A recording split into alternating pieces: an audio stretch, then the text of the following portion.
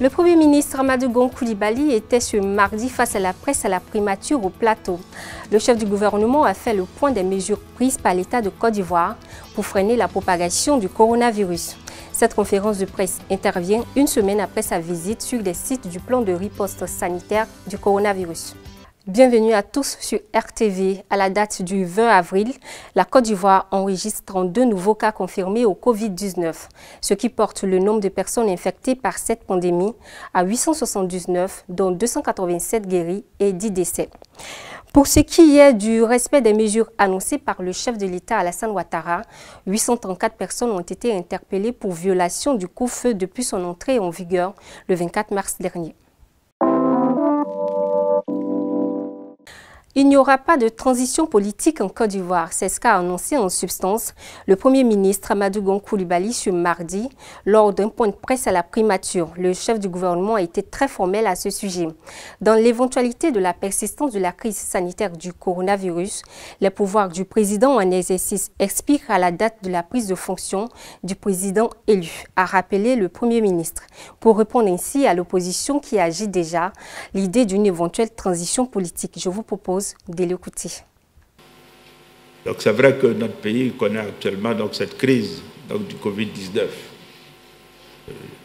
Nous travaillons d'abord tous pour que cette crise soit rapidement maîtrisée et que naturellement le calendrier électoral puisse être respecté. Donc j'imagine que ceux qui parlent de transition politique n'ont pas comme souhait d'abord que la crise perdure dans notre pays, parce que ça leur permettrait d'imaginer cela. Mais ceci étant, cette question, si jamais la crise perdurait et que nous nous trouvions dans l'impossibilité de pouvoir organiser les bonnes élections à bonne date, tout cela est réglé, je dirais, par notre Constitution, qui en son article 59 est extrêmement clair et dit « Les pouvoirs du président de la République en exercice expirent à la date de prise de fonction du président de la République élu. » Donc, tant qu'il n'y aura pas de nouvelles élections, quelle que soit la date, le président de la République en fonction reste en fonction. Donc, il n'y a pas de transition possible. Donc, soyez assurés, ce pays institutionnellement est stable, à une constitution qui en garantit toute la stabilité institutionnelle. Le 9 avril dernier, le Conseil national de sécurité présidé par le président de la République Alassane Ouattara a décidé du confinement ciblé et le port du masque obligatoire à Abidjan. Ces deux mesures s'inscrivent dans la lutte contre le Covid-19 et qui s'ajoutent aux premières annoncées par le président de la République Alassane Ouattara.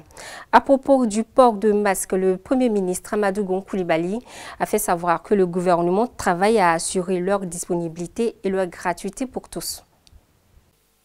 S'agissant du port du masque, le gouvernement travaille à assurer leur disponibilité pour tous et leur gratuité, en mettant l'accent sur les personnels de santé plus directement exposés à la maladie et sur les forces de défense et de sécurité.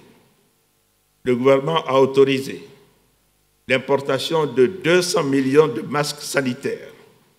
Une commande de 131 millions de masques a déjà été passée, dont 30 millions seront disponibles dans le courant de cette semaine et le reste le 5 mai 2020. La nouvelle pharmacie de la santé publique s'attelle à passer en commande 69 millions de masques complémentaires. Notre industrie textile locale a également été sollicité pour la confection de masques lavables et réutilisables. Les essais et les tests réalisés par le Laboratoire national de la santé publique sur les spécimens de masques proposés par le groupe Utexi-Cotivo et l'armée sont concluants. Les autres offres de production reçues suivront le même processus. Une première commande de 5 millions de masques textiles certifiés sera passé dès cette semaine. Les modalités pratiques de distribution de ces masques seront définies en liaison avec la nouvelle pharmacie de la santé publique, mais nous privilégions les marchés, les centres de commerce et les transports publics. Amadou Gon Coulibaly a aussi annoncé que des centres de dépistage seront fonctionnels d'ici la fin de ce mois d'avril. Pour le Premier ministre, ces centres vont accroître la capacité de dépistage du pays et assurer une prise en charge rapide et efficace des cas dépistés positifs. Le centre de Cocody Saint-Jean est fonctionnel depuis le mercredi 15 avril 2020. J'ai eu l'opportunité de visiter ce centre et je suis satisfait des dispositions pratiques qui y sont prises pour accueillir et prendre en charge les patients. De la même façon, les centres de Yopougon, stade de la BAE, Koumassi, à la place Inch'Allah, Trècheville, à l'espace gare de Bandoukou, Bourse du Travail, et Marcory, sur le terrain de la CNPS, seront fonctionnels à partir de la fin de cette semaine. D'ici fin avril 2020, chaque commune du district d'Abidjan disposera d'un centre fonctionnel d'accueil et de dépistage. Ces centres vont contribuer à accroître notre capacité de dépistage et à assurer une prise en charge rapide et efficace des cas dépistés positifs et leurs contacts. Une étape importante dans le dépistage est l'analyse des prélèvements effectués. L'Institut Pasteur de Côte d'Ivoire a cette responsabilité en lien avec les services de l'INHP. J'ai visité cet institut le mercredi 15 dernier. Je puis vous dire que notre pays a la chance d'avoir ce centre d'excellence sous-régional avec des équipements de pointe, de dernière génération et du personnel hautement qualifié. À ce jour, ce sont plus de 5000 prélèvements qui ont été analysés par l'Institut Pasteur. La crise du coronavirus persiste, mais le programme d'aide à l'emploi des jeunes ne s'arrête pas pour autant.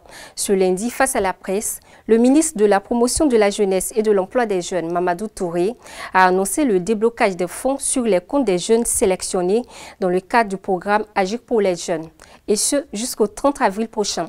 Aux jeunes ayant déjà bénéficié de ce programme, le ministre de la Promotion de la Jeunesse et de l'Emploi des Jeunes a également annoncé un report de 3 mois des échéances de remboursement des prêts accordés. Touré Mamadou est au micro d'Innocent Sika.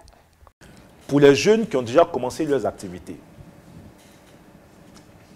nous allons reporter de 3 mois les remboursements. Donc ça, c'est la mesure importante que j'annonce. Parce que certains jeunes ont eu des financements depuis le mois de janvier, février, mars, jusqu'à ce que le processus de remise des chèques s'arrête. Et beaucoup de jeunes, malheureusement, ont eu ces financements et voient leurs activités au ralenti ou sont impactés par le coronavirus. Nous avons une séance de travail avec la COPEC et donc je voudrais annoncer que les remboursements de ces jeunes sont reportés donc de 3 mois. Pour les jeunes qui sont impactés par la situation du coronavirus et qui ont eu des financements, le gouvernement a mis en place un fonds de solidarité pour le secteur informel, un fonds de soutien au secteur informel qui ne s'adresse pas seulement aux jeunes, qui s'adresse à tout le monde, tous ceux qui travaillent dans le secteur informel et qui sont impactés par le coronavirus. L'idée, c'est que les activités économiques puissent continuer au niveau donc des jeunes, mais nous avons décidé aussi de réorienter certains financements vers tous ces jeunes entrepreneurs qui, dans le contexte du Covid, ont décidé donc de contribuer à l'élan national donc de mobilisation de tous à travers donc des projets d'entrepreneuriat pour fabriquer des masques, pour fabriquer des gels hydrauliques, ainsi de suite. J'ai demandé qu'au plus tard le lundi de la semaine prochaine, la plateforme de financement soit ouverte et je dois inviter tous ces jeunes qui veulent entreprendre dans des domaines qui aident aujourd'hui au niveau sanitaire par rapport au Covid, de présenter leurs projets sur la plateforme de financement dès le lundi prochain et nous allons prioritairement financer donc ces jeunes qui vont nous aider donc à avoir des marques, à avoir des gels hydrauliques et autres. Toute action allant dans ce sens sera soutenue par donc, le fonds d'appui à l'insertion des jeunes qui est logé donc, à la BNI. Anne-Désirée Ouloto, la ministre de l'Assainissement et de la Salubrité, a quant à elle annoncé la mise en place prochaine d'un plan de riposte du Covid-19 des secteurs eau, hygiène et assainissement. Selon la ministre, cet autre plan de riposte s'inscrit dans le cadre du plan de riposte national. C'était à l'occasion d'une rencontre avec les partenaires techniques et financiers dans la commune du Plateau. Nous sommes ici avec le ministère de l'Hydraulique, le ministère des Eaux et Forêts, le ministère de la Santé et de l'Hygiène publique pour, en liaison avec l'UNICEF et les PTF, regarder comment avoir une riposte qui prenne en compte effectivement nos préoccupations, nos attentes dans ces différents secteurs de l'eau, de l'hygiène et de l'assainissement. Donc c'est un travail très intéressant, mais qui demande beaucoup de rigueur et la prise en compte donc de tous nos techniciens. Voilà, nous avons eu une réunion intéressante. Nous allons continuer nos réflexions pour apporter nos conclusions donc, au comité de coordination élargi qui devra, dans les meilleurs délais, avoir un document prêt à être exécuté par la partie ivoirienne, mais également par nos PTF. Tel est l'objet de cette rencontre d'aujourd'hui. Nous avons un objectif et un plan stratégique qui s'inscrit déjà dans le plan de riposte nationale que vous connaissez déjà, qui s'inscrit donc dans plusieurs temps, de court terme, de moyen et le long terme. Et donc c'est par rapport justement à ce court terme, à ce moyen terme et à ce long terme que nous travaillons dans le district d'Abidjan, mais également en milieu urbain et rural. Donc c'est en tenant compte naturellement des points chauds, des zones déjà touchées par la pandémie à Abidjan, mais également dans certaines localités du pays.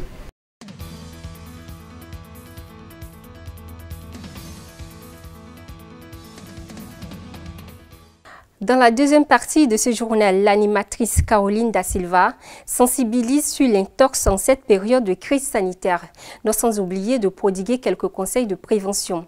Elle a participé à la série Le Vrai Son, initiée par le ministère de la Promotion de la Jeunesse et de l'Emploi des Jeunes.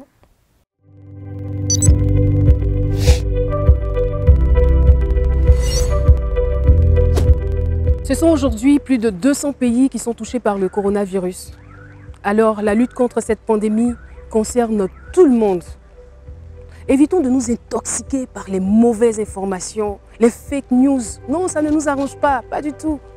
Pratiquons juste les gestes barrières. Évitons de se saluer en se serrant les mains. Respectons la distance d'1 mètre.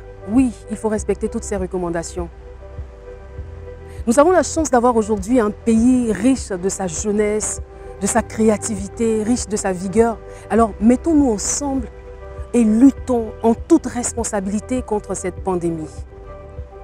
Évitons la panique, gardons la foi, car tout passe et cette crise passera.